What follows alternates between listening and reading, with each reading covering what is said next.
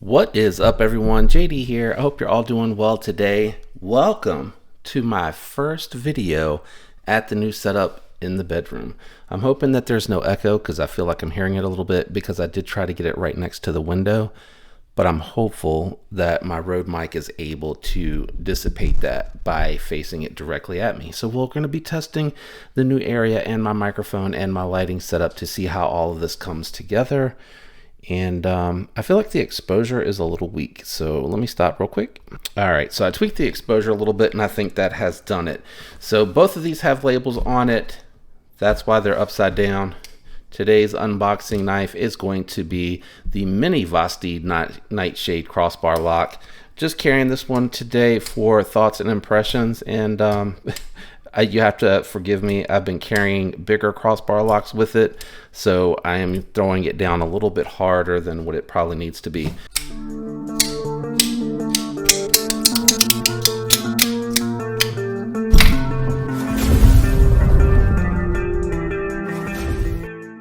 This one's coming via the pass around, so we're going to move that to the side, and we are going to cut into this one on the top. And I just wanted to show, without doing the label, just how good these are for cutting tasks. And you see how it pulls the material in. I really do like that a lot. I have no idea what this is. Let's break into this. It's coming from California. I don't recognize the box at all. Very interesting packaging though. Let's see what this is. It feels heavy. All right, interesting box. Ooh, you know what this reminds me of? It reminds me of a Kunwu knife. That's what it reminds me of. The box it does. I'm not quite sure if that's it or not, but I can get this foam out of here. Oh yeah. I do remember asking to check this out. I just didn't recognize the name on the box, or the package rather. I am struggling to get in here today. This thing is seriously sealed up good. So this is very oily. My Devo Knives shop towel coming in clutch here. I think this is the 229. I wonder why they sent it in the box like that. The full size 229, and if I recall correctly, I believe he said this is a clone. So I'm gonna have to go back and look at the email because I don't remember the blade steel. Interesting anodizing. You know, that's what I forgot to bring up here with me, is the magnet from downstairs. Let's see here. Titanium, steel, steel, titanium, titanium, steel, and I think the thumb studs are steel. But I'm going to tell you one thing. I am not a big fan of clones, and I am a big fan of the Redención by Chavez. I like Chavez knives. I think they have a unique style to them, but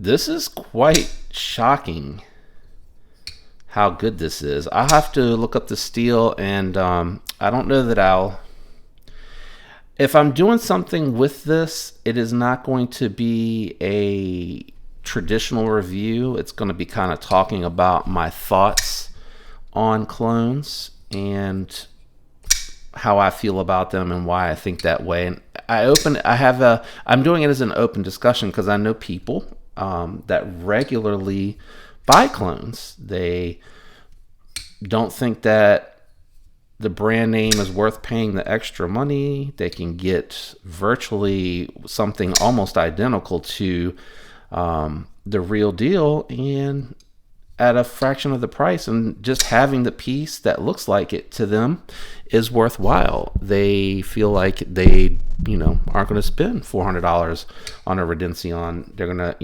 $200 is plenty. They don't care if it's a soft M390. They don't care what it looks like or how it looks. I don't think these marks are on the Chavez for real. I think they're just a flat skull, and I think the eyes look a little bit off too. You see how it has like a little bit of a raised eye up here and it doesn't down there. But I will say this is actually more like the original because it doesn't have the screw holes in the head. So very interesting. I don't know if this model's the production or the custom. So I'm going to set that aside and we'll come back to that in a second.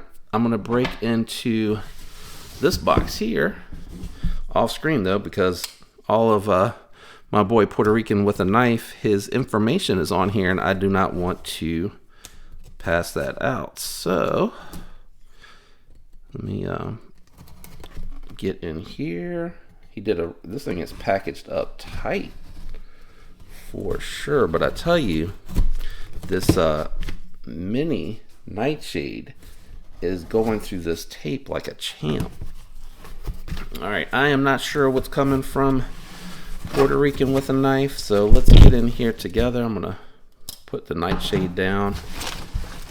Tell you, it's gonna take me a minute to get used to. Oh, this is very well packaged. Don't need the box anymore. Let's see what's in here. This thing is seriously packaged well. I feel like I need to up my game. So we got a Kizer coming. We got another Kizer. We have a CMB made knives. All right, let me start with the Kizers. Why don't we? Or actually, I'm gonna start with the CMB. Let's set these aside. Let's jump into the CMB made knife real quick. I have no idea what this is. Can't remember what I signed up for. And there's nothing on the box to tell me what the model number is, or the model is, but it is very interesting looking. M390 steel on the blade, black washed. We got a designer logo here. That's interesting. You can see the detent ball track from the outside. Looks like titanium with marbled carbon fiber, inset liner lock. Really good action. You can kind of sort of get to that fuller. You have I guess I would call that a top flipper. Ooh, that is a heavy detent for that top flipper. Let me try that again. Yeah, that is a heavy detent for that top flipper. Very interesting. All right, let's set this one aside. Hopefully my editor will have put the name up there for everybody on that one. We'll come back to that one in just a second, but let's get into these two Kizers that we have here. And I am going to cheat and take a peek, and that's not going to help me at all. I don't know what either one of these are. We're going to jump into this one first and see what this is. This is got the thumb tab, so that might make it easier to get into. All right, let's see what we got here. This thing's a heavy guy. We got some extra hardware. This one is the Sparrow. So this is the Kizer Sparrow. Whoa! Is that a real jacket, or is that just etched on? Oh, this is definitely seen some use. You see the marks on the blade there? Yeah, this is definitely seen some use. 154 CM Sparrow. There's the model number. There is the designer logo. You can definitely see where this has been cut with in the pass around. I will check that out. See what the action is like. Very smooth action. You got a very minimal flipper tab back here. Detent feels solid on both the deployment hole and on that flipper tab. Nice micarta, fold over clip that lays flush, not reversible though. Very interesting. Let's set the Sparrow aside, and this is the Cuboid 2. I don't know if I'm saying that right. I have to hope my editor in the future can throw the name of that up there and make sure that that is correct. Let's see here. The Cuboid. Oh, this is wild looking. This one doesn't come with extra hardware that I'm seeing though. So that's a little bit different. These are both from the Vanguard line, it looks like. That is a very interesting look. I'm not quite sure. That reminds me of something. I'm not quite sure what it is, though. A little bit of a lighter detent than the Sparrow.